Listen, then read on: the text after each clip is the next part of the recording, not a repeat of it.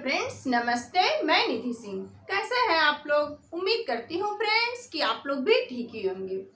Friends, आज हम CTET के एक मोस्ट इम्पॉर्टेंट टॉपिक को पढ़ेंगे, जिसमें पेडागोजी के ऐसा ये टॉपिक है जिससे कहीं ना कहीं क्वेश्चन पूछेगा। चाहे हिंदी की पेडागोजी हो, चाहे मैथ्स की, चाहे ईवीएस की। ये जो विधियां हैं, आगमन विधि, निगमन विधि, इससे 1 से 2 नंबर, 2 से 3 नंबर तो आने आपके कंफर्म होते हैं। इन विधियों को कभी कभी इनके पूछ लेता है कि इनको लिखा कौन है, इसके जनक कौन है।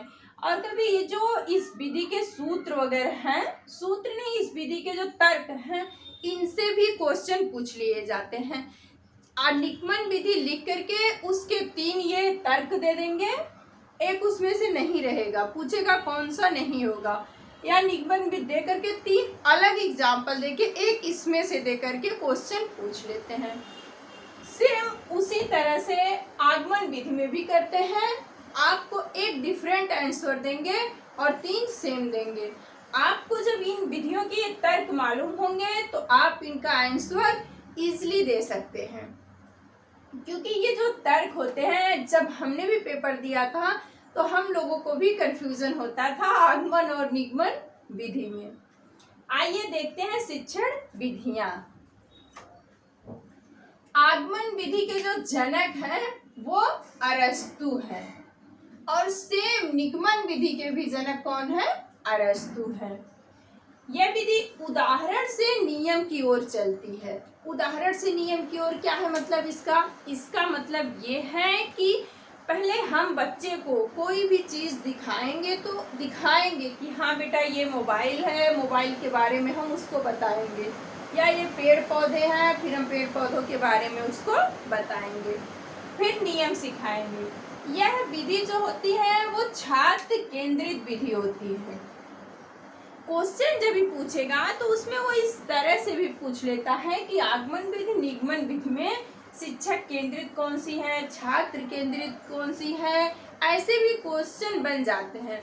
बस जो क्वेश्चन पूछने का जरिया होता है वो थोड़ा सा लेंदी करके पूछते हैं और घुमा के पूछते हैं, लेकिन हमें ये मालूम रहेगा कि कौन सी छात्र केंद्रित है, कौन सी शिक्षक केंद्रित है। तो वो कितना भी क्वेश्चन को घुमाए, हम अपना आंसर सही टिक करेंगे। देख, फिर लिखा है करके सीखने पर बल देती है। कौन सी विधि करके सीखने पे बल देती है? तो आगमन विधि जो होती है वो हमें करके सीखने पे बल देती है। फिर इस विधि के कुछ तर्क हैं। क्या है? तर्क है।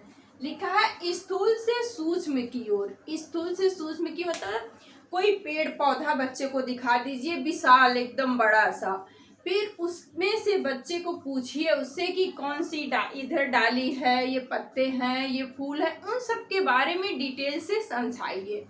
इसलिए लिखा है स्थूल से सूक्ष्म की ओर। पहले बड़े एक वृक्ष को दिखाएंगे हम, फिर उसके छोटे छोटे छोटे पार्ट को दिखाएंगे, ये डाली है, ये पत्ती, ये पौधे। लिखा है ज्ञात से अज्ञात की ओर। ज्ञात से मतलब जो चीज बच्चे को मालूम है, जो चीज बच्चे को पहले से पता है, उससे रिलेटेड पढ़ाएंगे। जैसे बच्चे को क ख ग मालूम है या मिला के शब्दों को लिखना मालूम है, तो उन्हीं शब्दों को जोड़ जोड़ के उससे पढ़ना हम सिखाएंगे। फिर लिखा है मूर्त से अमूर्त की ओर। जो चीजें जानता है, मूर्त मतलब देखना होता है, अमूर्त मतलब जो दिखाई ना दे। मतलब जो चीज बच्चे को मालूम है उसी के थ्रू, उसी के माध्यम से हम उसको नेक्स्ट चीजें बताएंगे। विशिष्ट से सामान्य की ओर, पहले स्पेसिफिक फिर जनरल। फिर सेम इसका ही अपोजिट है निगमन विधि। इसमें क्या होता है, पहले बच्चे को नियम सिखाए जाते हैं, फिर उदाहरण दिए जाते हैं। जैसे आप मैथ्स पढ़ाते हैं या मैथ्स पढ़ते हैं, मैथ्स पढ़ते टाइम पहले बच्चे को सूत्र बताया जाता है, यानी कि पहले नियम सिखाया जाता है, फिर उसको उदाहरण देकर के उस सूत्र के माध्यम से क्वेश्चन को सॉल्व कैसे किया जाता है ये समझाया जाता है। तो ये विधि क्या होती है, बड़े कक्षाओं में प्रयोग की जाती है, और ये जो विधि होती है ये छोटी कक्षाओं में प्रयोग की जाती है। पहले बच्चे को कोई भी सूत्र दे दिया जाता है, फिर उसके थ्रू उदाहरण दे करके उसको समझाया जाता है। ये होती है शिक्षक केंद्रित विधि होती है। ये निगमन क्या है? छात्र केंद्रित। ये क्या है? शिक्षक केंद्रित।